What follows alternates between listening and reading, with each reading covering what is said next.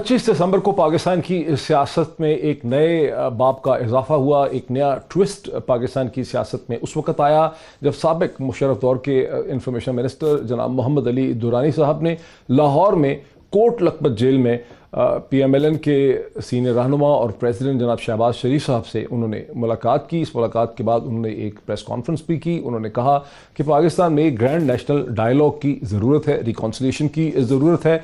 अगर अपोजिशन को अकाउंटेबिलिटी के नाम पर दीवार के साथ लगाया जाएगा तो सियासत का ये मामला नहीं चल पाएगा। अगर अपोजिशन सड़कों पर आएगी तो फिर मसाइल और मामला जो हैं वो बहुत बढ़ सकते हैं। शहबाज शरीफ साहब की इस मुलाकात पर हुकूमत ने, उस प्रेस कॉन्फ्रेंस के बाद PTI की हुकूमत ने मोहम्मद अली दुरानी साहब से लाताल्लुकी का इजहार किया। हुकूमत का कहना है कि मोहम्मद अली दुरानी साहब जो भी कर रहे हैं अपने ईमा के ऊपर कर रहे हैं।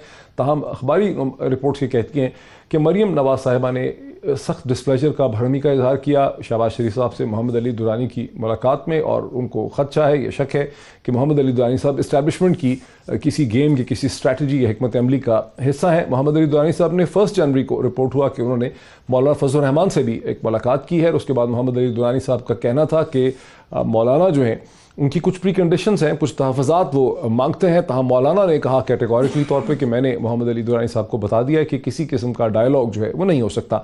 3 जनवरी को मोहम्मद अली दुरानी साहब ने साबिक वज़ीर दाखिला PMLN के सीनियर रहनुमा जनाब चौधरी निसार अली खान साहब से भी मुलाकात की। उसके बाद सोर्सेज ने कहा कि चौधरी निसार अली खान साहब का भी एक मुमकिन रोल जो है वो हो सकता है। अंग्रेज़ी मीडिया जो है कम अज़ कम वो समझता है कि मोहम्मद अली दुरानी साहब जो कुछ भी कर रहे हैं वो पाकिस्तान की इस्टेब्लिशमेंट कीमा पे कर रहे हैं, वो इस्टेब्लिशमेंट के करीब हैं। मीडिया वो क्लिप्स भी चला रहा है याद दिलाने की कि जब NRO हुआ था 2007 में, जब शौकत अजीज़ प्राइम मिनिस्टर थे, उन्होंने NRO के बारे में एक प्रेस कॉन्फ्रेंस की थी तो मोहम्मद अली दुरानी साहब उनके साथ थे। और मोहम्मद अली दुरानी साहब ने भी उस वक्त एक प्रेस कॉन्फ्रेंस में कुछ कमेंट्स किए थे, वो क्लिप में आपको सुनाता हूं। वो नेशनल रिकंसिलिएशन ऑर्डिनेंस 2007 था जिसको कैबिनेट ने अप्रूव किया और अब वो प्राइम मिनिस्टर के सिग्नेचर्स के साथ जो है प्रेसिडेंट साहब के पास जो है उसको भेज दिया गया है। उस वक्त के जो ब्यूरोक्रेट्स और सिविल ब्यूरोक्रेसी है जो मोहम्मद अली दुरानी साहब के साथ थी मिनिस्ट्री ऑफ इंफॉर्मेशन में, उनका दावा यह है कि मोहम्मद अली दुरानी साहब को कोई ज़्यादा मालूमात नहीं थी NRO की। उन्हें तो दुबई से फ़ोन आया कि ये प्रेस कॉन्फ्रेंस करें। मोहम्मद अली दुरानी साहब इस वक्त मेरे साथ हैं, सेक्रेटरी जनरल मुस्लिम लीग फंक्शनल हैं, साबिक वज़ीर इत्तलात हैं, जैसा कि मैंने आपको बताया। मोहम्मद अली दुरानी साहब अस्सलाम वालेकुम and a warm welcome. Thank you. Durrani साहब, ये क्लिप के बारे में हमें ब्यूरोक्रेसी के लोग कहते हैं पुराने कि उस वक्त जब ये आपने इसका इंट्रोडक्शन किया था तो आपको खुद भी इसके बारे में कुछ नहीं पता था, तो आपको दुबई से ही उस वक्त फ़ोन आया था कि ये प्रेस कॉन्फ्रेंस कर दें। बिस्मिल्लाहिर्रहमानिर्रहीम। डॉक्टर साहब, ये जो NRO हुआ था इसका डायलॉग पाकिस्तान के अंदर हुआ था और एक बहुत ही कुछ अहम लोगों के दरमियान इसकी डिस्कशन रही जिसमें हुकूमत के लोग भी शामिल थे।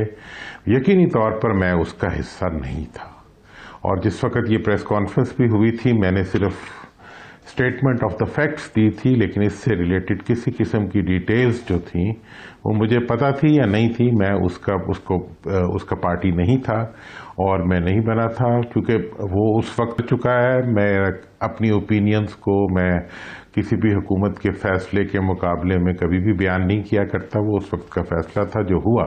ये तो दुरानी साहब बहुत अच्छा आपने किया, बिकॉज यहाँ बहुत से लोग स्पेकुलेट करते रहे कि आप तो हमेशा ही इस किस्म की डील्स कराते रहे हैं और अब आपने कहा कि बिल्कुल आप उसका हिस्सा नहीं थे।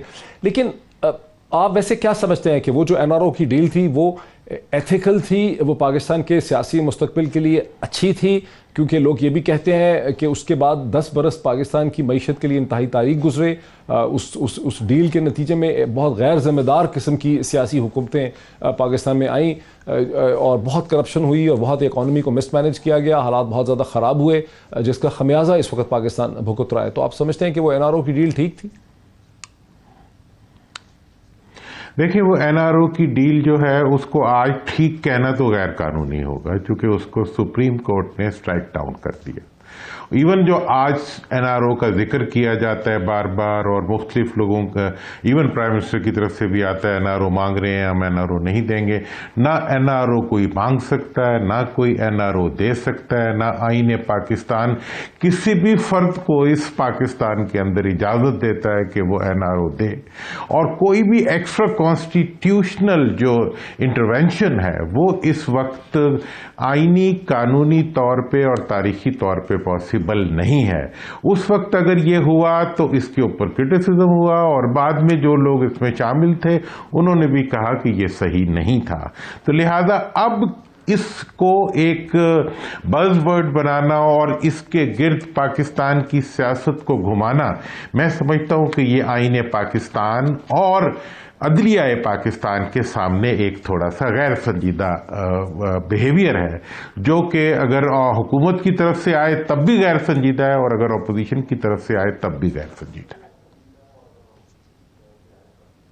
जॉय साहब, आप तो माशाल्लाह बहुत ही आर्टिकुलेट हैं, बहुत ही अच्छा जो है आप मुफस्सल तरीके से चीज़ों को बयान करते हैं। आपने बहुत अच्छा कहा कि गैर कानूनी है, अनएथिकल है और एक बज़वर्ड के तौर पर इसे तमाम लोग इस्तेमाल कर रहे हैं, शायद वज़ीर आज़म भी दूसरी तरफ। लेकिन अगर आप खुद समझते हैं कि एनआरओ नहीं हो सकता, अनकॉन्स्टिट्यूशनल है, इलीगल है, ये एक बज़वर्ड है, तो आप फिर जब ग्रैंड नेशनल डायलॉग की बात करते हैं, आप जब रिकॉन्सिलिएशन की बात करते हैं, तो आप क्या करवाना चाह रहे हैं? आप क्या हल निकालना चाह रहे हैं?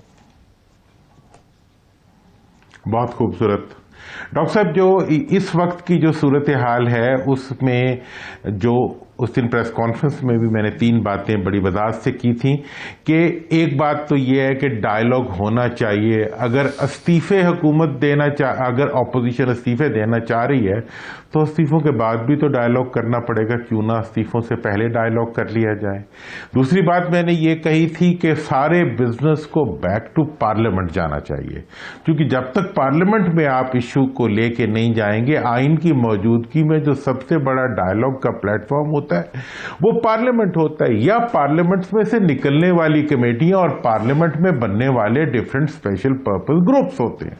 और तीसरी चीज जो मैंने वहां कही थी, जो कि अभी भी मैं कहूंगा, कि इस सब के बावजूद इस वक्त पाकिस्तान के तमाम सोचने वाले जो स्टेट के एलिमेंट्स हैं, खा वो बोल सकते हो, स्टेट के अपोजिशन और हुकूमत 2 एलिमेंट्स ऐसे हैं जो बोल सकते हैं, एस्टैब्लिशमेंट है जो टेक्निकली नहीं बोल सकती, अदलिया सिर्फ फैसलों के जरिए बोल सकती है, वकला बोल सकते हैं, इंटेलेक्चुअल्स बोल सकते हैं।